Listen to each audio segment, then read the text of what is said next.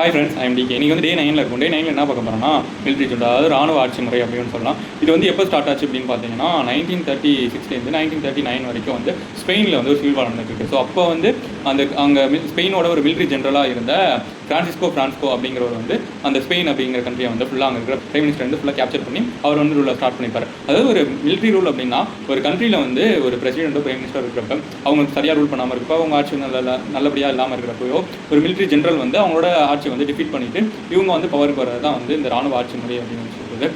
First இந்த ஸ்பெயினில் தான் இருந்துச்சு.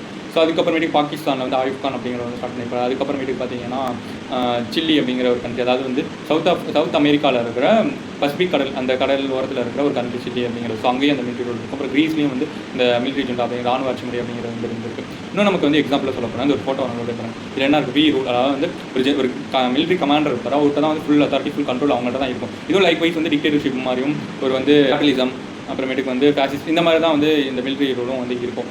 அதுக்கு இது ஒரு பீப்புள் எலெக்ட் பண்ண ஒரு டெமோக்ராட்டிக் இது மாதிரி இருக்காது. இது வந்து ஃபுல்லாக வந்து ஒரு சொல்கிறது லைக் பவர் இருக்கிறவங்க அவங்க வந்து ஒரு மிலிட்ரி ஜென்ரலாக இருந்து ஒரு நாட்டை வந்து கேப்சர் பண்ணுறது தான் அப்படி வச்சுக்கலாம். அதுக்கப்புறம் பார்த்தீங்கன்னா கீழே இருக்கிறது பார்த்தீங்கன்னா வி கண்ட்ரோல் எவ்ரி திங், அவங்க தான் வந்து எல்லாத்தையும் வந்து கண்ட்ரோல் பண்ணுவாங்க. அதுக்கப்புறம் பார்த்தீங்கன்னா வி என்ஃபோர்ஸ் வித் ஸ்ட்ரென்த், அது வந்து அவங்களோட பவரை வச்சு எல்லாத்தையும் கட்டுப்படுத்துவாங்க. அதுக்கப்புறம் வி ஓன் த ட்ரூத், அதாவது வந்து இந்த மீடியா, ஜேர்னலிசம், அப்புறமேட்டுக்கு வந்து ரேடியோ எல்லாத்தையும் வந்து ஃபுல்லாக வந்து அவங்ககிட்ட தான் இருக்கும். எல்லாத்தையும் கேப்சர் பண்ணியிருப்பாங்க. ஒரு உண்மையை வந்து பீப்புள்ஸ் வந்து போக எல்லாத்தையும் கண்ட்ரோல் பண்ணி அவங்கள்ட்ட வந்து வச்சுருப்பாங்க மிலிட்ரி ரோலில்.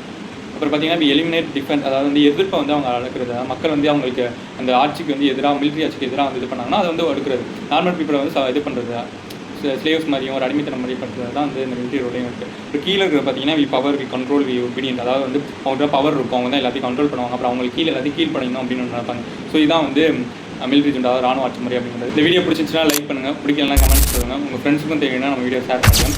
நம்ம வீடியோ வந்துகிட்டே இருக்கணும்னா நம்ம சேனலை சப்ஸ்கிரைப் பண்ணி வச்சுக்கோங்க. அன்டில் தென், டிகே, பாய்.